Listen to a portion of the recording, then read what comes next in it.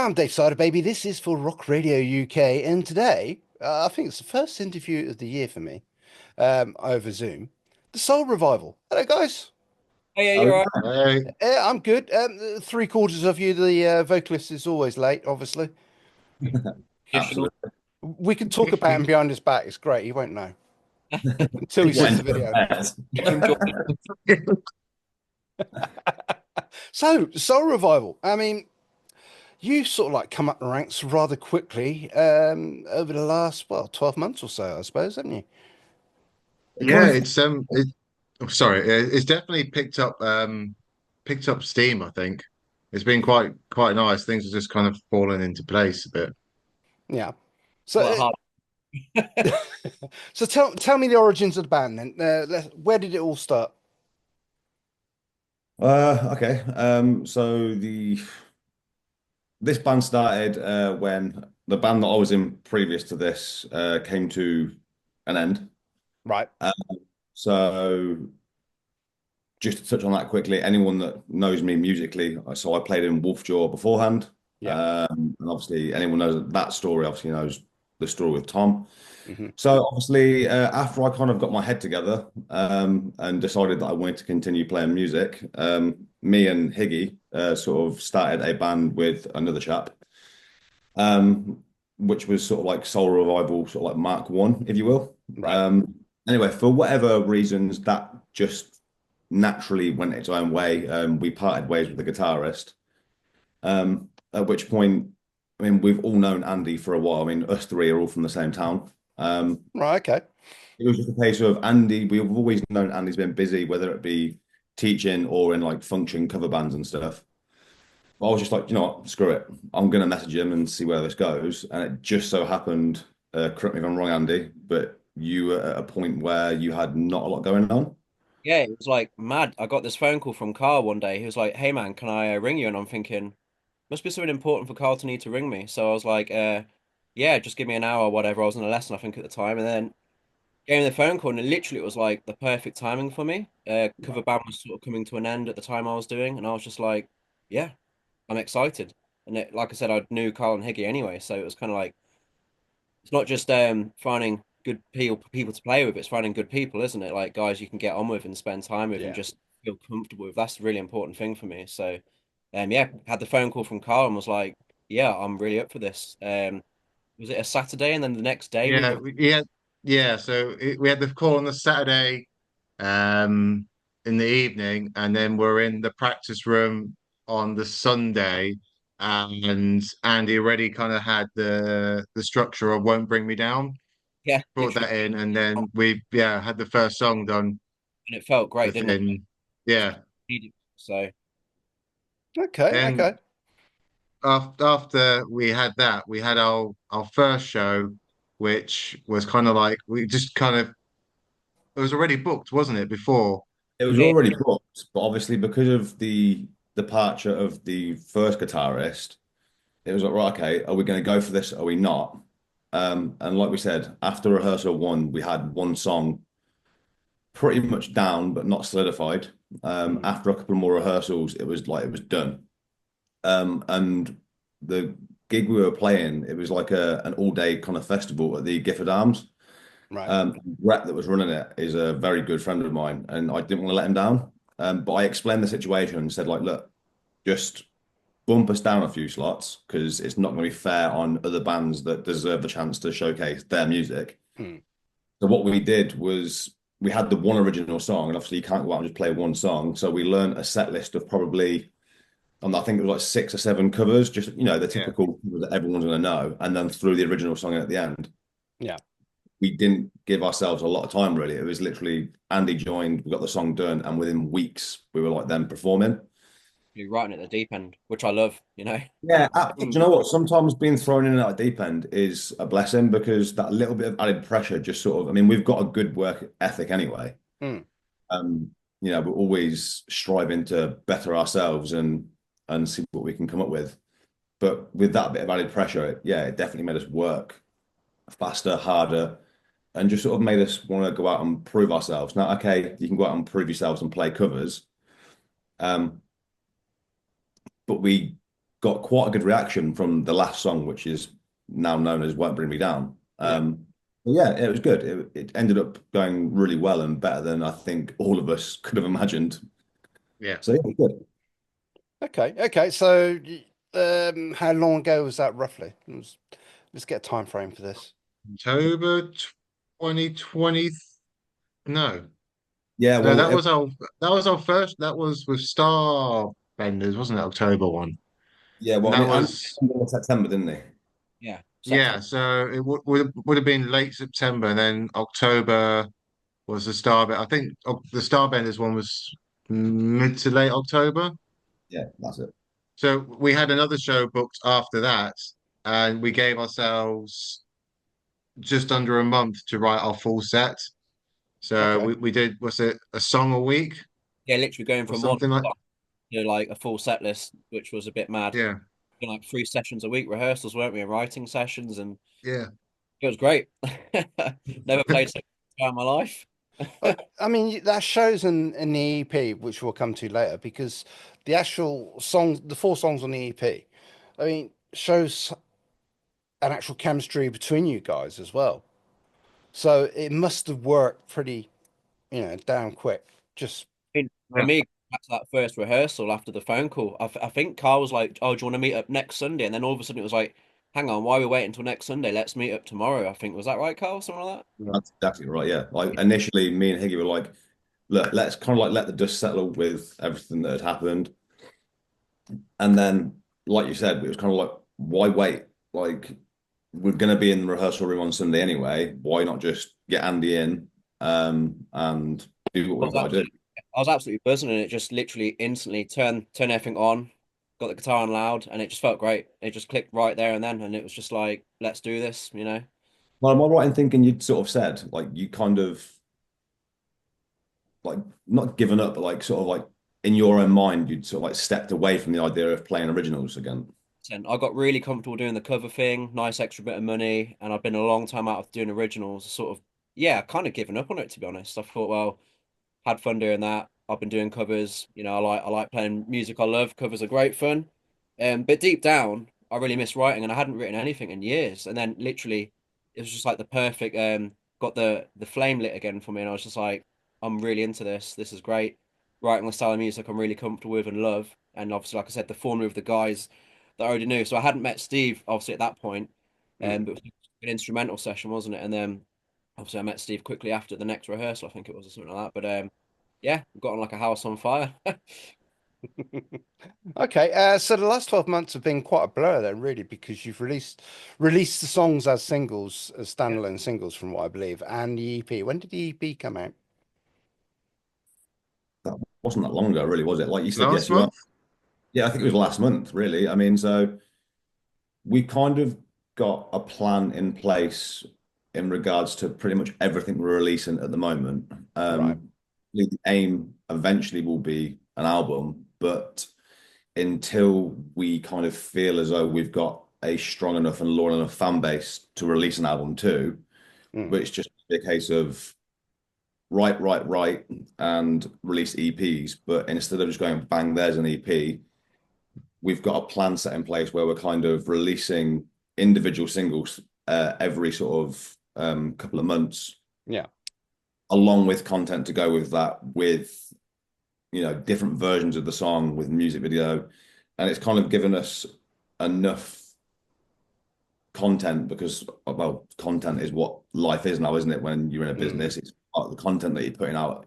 You can't just go out and play anymore. It's got to be everything's online, and you've got to remain consistent and relative and everything else. So yeah, we've kind of got this plan in place where we're releasing everything we are releasing, and then sort of when we get towards the end of the last release, it's kind of like, okay, well now you can have it as a package, Yeah. which has kind of worked really well for us because I mean I'd never done it this way before. I was always either just like release a 4 or 5 track EP, go sort of go out and play as much as you can, and that'd Mm. be that. I say things have changed, and you've kind of got to go with the times. Um, But yeah, it's worked well for us, and the numbers have kind of proven that. I mean, some of the numbers we've had Yeah. on YouTube and stuff have been. I mean, yeah, it's been a bit of a surprise, really. Like it's been received very well, and say some of the numbers have been staggering for a Yeah. band that's so new and not many people know of. Mm. I mean, the music itself is fantastic. I love it. I mean, Won't Bring Me Down, Thank you. meaty, chunky guitars, hard hitting backlines and whatever. So it ticks all the boxes for me. But Hearts Are Hollow. I mean, wow, that is just a fantastic song.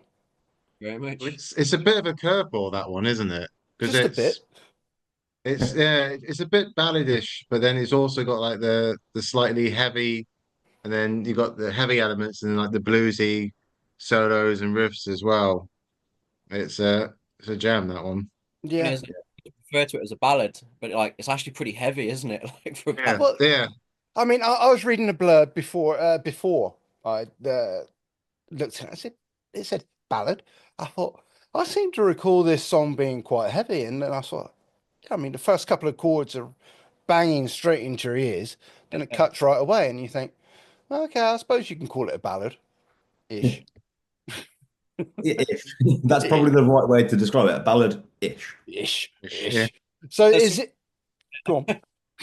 I think clean riff on the guitar, like ballad-ish, but yeah, I mean, when we do it live, we extend it out quite a bit with like a cleaner jam at the start. So I guess it's more ballad vibes on the live version, but yeah, we like to keep things pretty in your face and riffy on the recordings. So, but yeah, glad to hear you liking the sound of the band. I mean, Yeah, um, it's a nice blend of styles. It's hard to always, I guess a lot of bands say this, but it's hard to pinpoint what is the sound of the band. Do you know what I mean? Because Oh, yeah. we've I mean, all got we've, so many we've been different told tastes. so many different bands as well. yeah. It's sometimes wrong to pigeonhole a band to say, oh, they sound like Audio Slave or they sound like Slipknot or you know, it's like that because then people have already got this preconception of what you should sound like. Then it's either Yeah, a good thing or a bad thing. You really got to be taken on your own merits, your own sound, because you guys must have listened to thousands, if not millions, of bands growing up, and they've all influenced your writing, as it were. So No, true. It is true. It, it's always a case of like you said about being pigeonholed. It's everyone will always hear something different. I mean, we've been referred to, oh, you sound like this or you sound like that, and it's bands that we may not have even sort of thought, oh, we sound like that. For me, I mean, I'm not going to speak on behalf of the rest of the guys, but whether you agree or not, but for me, it's try and stay away from sort of like we sound like this, and just how about come see us, make your mind up, and you're either going to like it or you're not. And the thing is something we've all learned over the years. You're not going to impress everyone. mm, Some people will absolutely love you, and some people will go, yeah, they were good, but it weren't for me. And yeah, that's okay because you're not going to please everyone. But I kind of feel with this band, it's just like if you come and see us, and like I said, make your mind up, and we'll let our product, our music, do the talking, and then sort of go from there with it. okay, so you were live last night, I believe, with Tattoo Molly. Is that right? yes, Right. Yeah, I yeah. interviewed those guys a few weeks ago. Um, no, I jest. They're lovely guys. So what is next? I mean, that was what the first gig of the year for you. So what have you got lined up where people can see? Where are we next? 2 sets. Got my phone. It's 20 February 21st. We're at the Tap and Tumbler Hmm. in Nottingham, and then we're the day after that we're in the Black Prince in Northampton with your mates. Their comeback show. Yeah, so good mate of mine, Sean. He was and is now again the singer of a band called Switchblade City. They were together for Yes. quite a while. Yeah, Yes. Yeah, I know. Yep. quite a while. Good mates with Sean. That band ended a while back. Don't know the reasons as to why, but it did. Um, but yeah, so they actually played their first show last night. They played in Leicester.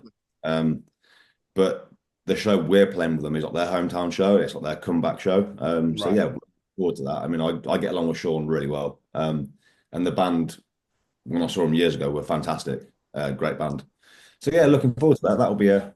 It'd be nice to again. It'd be nice to go out and do a Friday and a Saturday, and I say it's with mates as well. It's what I like about this music scene. Like Yeah, there's so many bands, but you form so many good friendships that Yeah.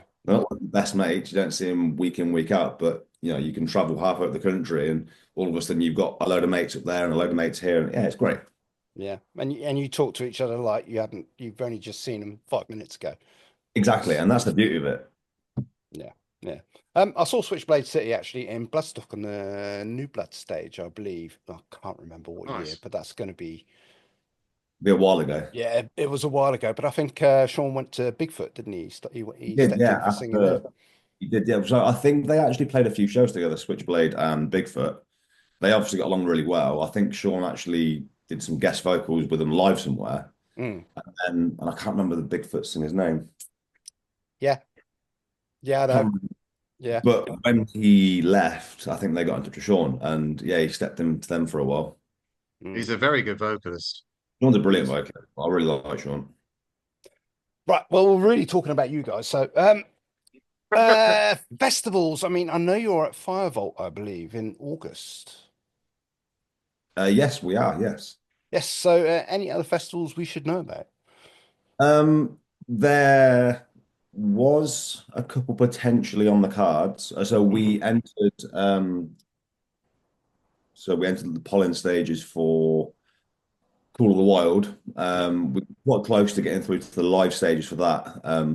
But again, I think being such a young band, so to speak, obviously we're new. We didn't have the following behind us and don't get me wrong, everyone that voted we appreciate it massively. But then you're going up against bands that are seasoned, they've been going the last sort of 5, 6 to 10 years. Yeah. Mm. They're obviously going to have a bigger following, and so we didn't get through to that. But again, it just makes us want to work harder to make sure we're there next year. We are waiting to hear about another festival that we cannot say anything about. Oh, you could tell me nobody's listening. Probably can't. That's the thing. But so we're waiting to hear back from that, and hopefully that comes in. If it doesn't, again, it just makes us want to work harder to make sure they are there next year. And the kind of outlook we've got on it is, do you know what? If they don't take us this year, they've seen our name. Yeah. It means that we're on their radar. So again, going back to what I was saying about taste, they might listen to us and go, "Nah, not for me." But they've seen the name now, and that's what's important to Just us. getting your name out there, isn't it? Exactly that, dude. Yeah. Absolutely. So going forward, we've mentioned possibility of another EP then maybe, or single releases leading to an EP. What is the big plan? So our next one is Don't Hold Me to This March, I believe so, is yeah. it? Yeah. Yeah, March. So that's our next single. We're going to start sorting out a video for it soon. And then it will be every 6 to 8 weeks we'll be releasing is the plan. Okay. And then we Okay. may do potentially like a acoustic kind of version of the song or kind of just go with it and see what happens. Pretty much. I mean, yeah, I mean, the EP in itself is near enough done. I mean, I was in the studio a week ago today. That was a crazy day. I went into the studio to potentially record 2 songs and ended up doing 7. Um, but yeah, so we recorded at a beautiful studio, Otterhead Studios, with our producer Ellis. He's a great guy. And yeah, so that's near enough good to go. And we've got 3. We've had, is it 3 songs back now? One of them Yeah, sort of, three. Well, one almost done, then two kind of semi-done. yeah. So obviously we're just waiting on the rest of those to come back. But we're in no huge rush because, Hmm. as I said, we're doing singles. So as long as we've got the first one done, which is near enough there, as long as that's good to go a month prior to its release date, then we're happy. Um, but again, like you said, Higgy, touching on the acoustic stuff, if anyone's seen like the little couple of videos we posted recently on YouTube of us doing like a live session in our rehearsal room, Yeah. we actually made the decision to release that as an EP in itself. I mean, Right. there's thrills with it. It is literally what you hear on YouTube, that live recording. We've just taken that and made it into an EP. Right. For the only reason it wasn't part of the plan, but we got such a positive response to it. Even people were commenting things like not necessarily into rock music, but the acoustic version, is brilliant. So we were like, "Do you know what? If we can spread ourselves a bit further to a bit of a wider audience and keep up with the acoustic stuff alongside the full, electric stuff, Yeah. if we can win different audiences over, then why not?" That one song as well just kind of went boom. Yeah, that was kind of crazy. Yeah, Yeah. We had one other track, I can't remember which is it Won't Bring Me Down? I think it um, was. possibly. Yeah, I think it was. Yeah, Yeah. Yeah, we looked at it, we posted it, and then the next day it was up like 15,000 views. And we're like, oh, okay. And then it was getting something like a couple of hundred views an hour. I And we were think just like, it was like 138 views an hour we were getting, hmm. and we don't know where it came from. It just sort of happened. It was like, oh, okay. Just It take it stopped as a on win. like, Yeah, we were yeah, it happy stopped on about 30 odd thousand, didn't it? with that, Which yeah. was, Weird thing was it got to like 31,000, and at that point we'd just released the fourth and final track and video, and all of a sudden those views, I mean, they're still rising, but nowhere near as quickly as what they were. Mm. Um, but yeah, it was kind of crazy. Like, say you posted it, I think we posted it, was it the day before Christmas Eve? Or was it Christmas? yeah. Yeah, it was And Christmas Eve. I posted it, I think.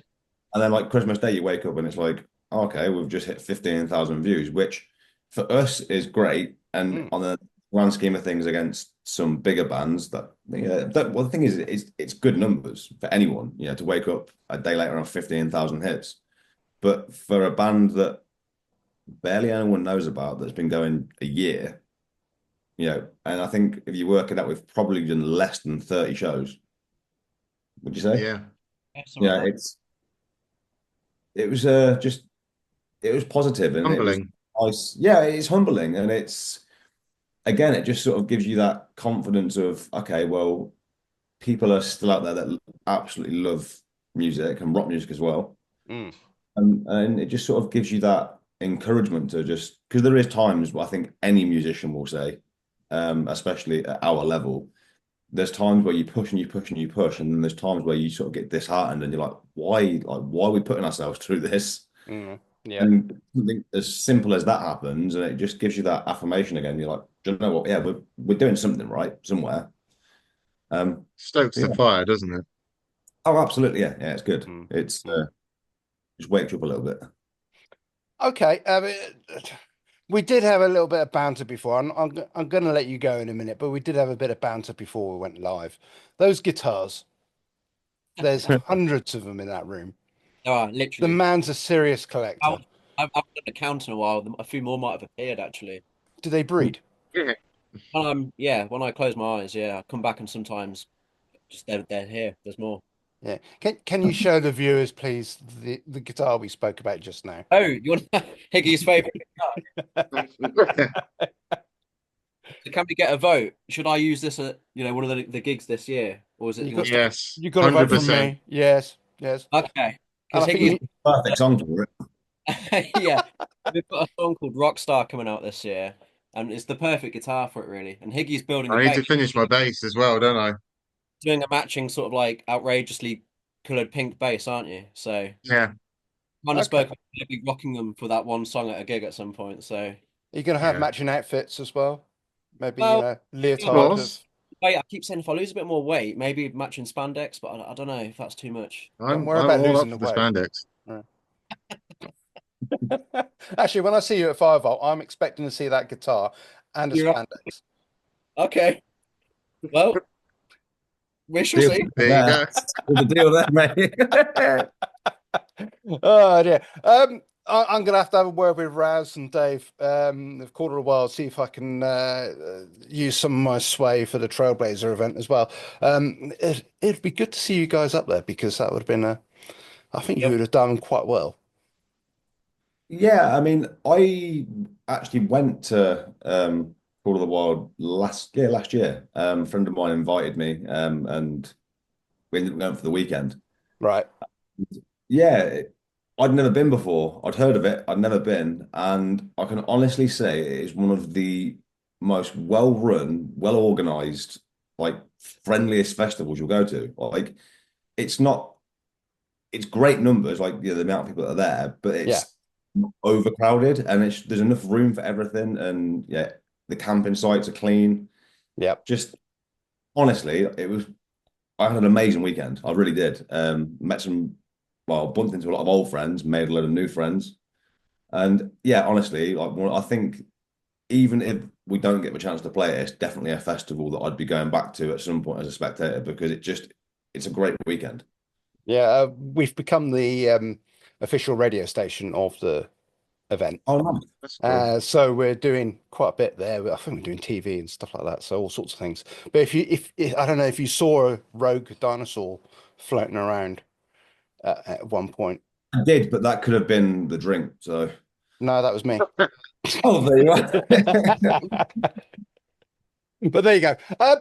Guys, it's been an absolute pleasure. I wish you all the very best going forward because you damn well deserve it with the music you've put out already. Thank you. Much. I do hope to go and see you live very, very soon. And I urge everybody who's listening, who's watching this, to check you out. Just at least check you out on Spotify. And if you don't like it on Spotify, well, you must be dead inside, to be quite blunt. So, yeah, everybody, just check out Soul Revival. Guys, it's been an absolute pleasure, even though the vocalist was too tired to turn up. He actually has text. He was asleep. Oh, There you go, see? a lot of driving He to do that. sends his apologies. Guys, it's been a pleasure. Cheers. Thank you Thank for you having very me. much.